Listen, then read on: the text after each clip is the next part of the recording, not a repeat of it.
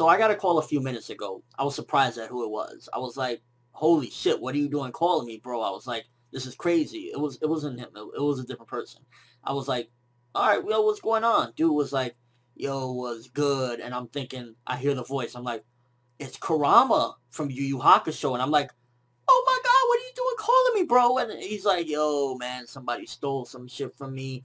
I'm tired. A couple dudes robbed me. And I'm like, what, they robbed from you, bro? What's going on? Did they take your rose whip? He's like, nah, it's not that. It's not that. I'm like, what's going on? What happened? What did they take? And he's like, yo, it was these two dudes. It was, the dude named Kubo and the dude named Kishimoto. They stole something from me. I'm like, what did they take?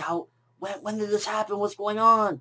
He's like, yo, bro, Kishimoto, dog, like, yo, he stole my, seed of the sinning tree. And now this Kubo dude did it too. And I'm like, the seed of the sinning tree? And then I'm like, Izanami. And now medicine. No offense, but I'm talking about the originator of all this Izanami medicine craziness. Let's go.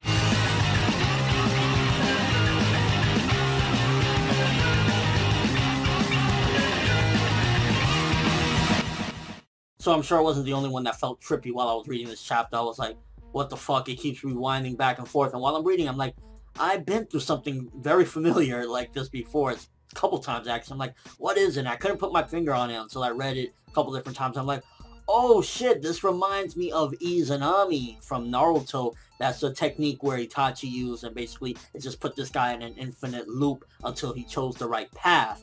And ultimately, I was like, I remember that was inspired from something else as well. And I don't know if that was the 100% originator, but as far back as I can go, it was a character called Kurama. He used Seed of the Sinning Tree to trap this guy in a never-ending loop of basically trying to kill him. And ultimately, the only way to get out of that was to not go for the kill. And this chapter, I was like, as far as originality goes, but ultimately, it was just one of those mindfuckery things. If any character fits with this, definitely Mayuri. Ultimately, it's like, this is something Mayuri would do to fuck with somebody, just make them go crazy. One of the things that had me interested was, first of all, because the way Mayuri described it, it was like, basically you could see the future, so this medicine is making me wonder, okay, is this actually him just in some crazy loop of delusions? But the way Mayuri described it, he was like, this medicine gives you superpowers, you could have strength, you could have all sorts of different things, but with this one, I gave you the power to see the future. I'm curious if he was meaning that metaphorically, or ultimately he does see the future, and the only way to change this never-ending loop was to not basically kill Mayuri. And it kind of made me wonder as well, if it wasn't for this medicine thing, would Mayuri be cooked? Would Hitsugaya really do him in that dirty? At first, I was thinking, no fucking way. Did he just slash through Mayuri? I was like, Kubo, you're going too crazy here. You're doing too much. But then when it just kept on going into this loop, I'm like, what the fuck? Oh, I get it. And I'm really wondering as well, does this negate everything before this? Because I'm not 100% sure when this medicine was activated, because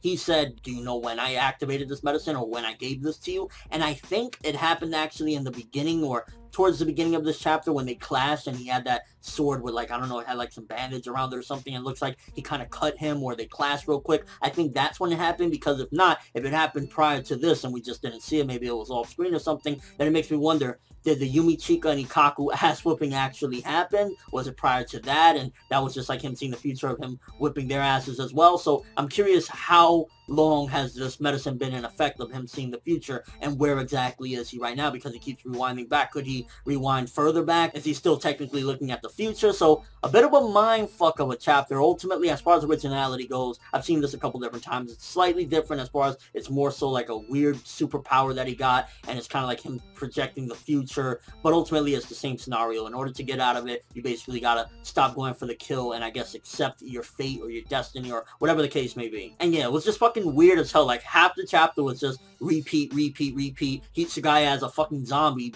bewildered as shit. I mean, it looked epic as fuck when he was going in and he was going Bankai and, just slashing him in half, but it really all amounted to nothing, because all of it was just delusions and him seeing the future, so to speak, and it really was just like, So overall, the chapter, it was just a weird fucking chapter. Honestly, I can't say like, oh, this or that. It just felt like a really weird chapter, and, it wasn't anything original, but it was fitting of Mayuri to come up with something like this. And again, it makes me wonder, was it in the beginning of this chapter where he gave him the medicine? Was it somewhere off screen? Does this mean that the Yumi Chika and Ikaku stuff did happen? Did it not happen? It left me with a lot of questions. So as a whole, it was like, I'm gonna give this like a 6 out of 10. It was fine.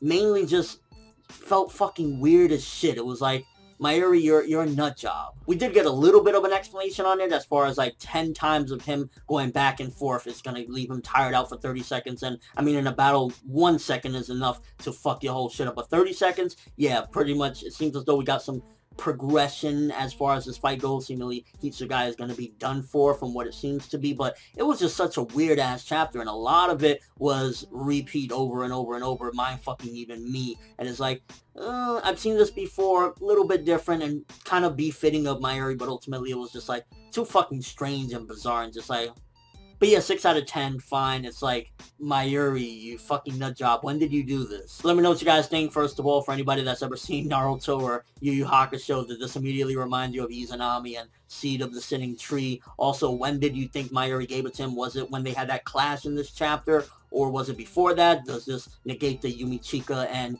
Ikaku stabbings and how they got destroyed? Or are they still alive? What's up with that? And just your overall thoughts of this mindfuck of a chapter. At the very least, it's safe to say we got progression, and even then I'm still like, are we being mindfucked with that? But that's all I have for this one. Thanks for watching. Hope you enjoyed it. If you liked anything I had to say or enjoyed the video, drop me a like. I'd greatly appreciate it. And if you haven't subscribed, if you could do so as well, that'd be awesome. I'm ForneverWorld, and as always, people, have an awesome day.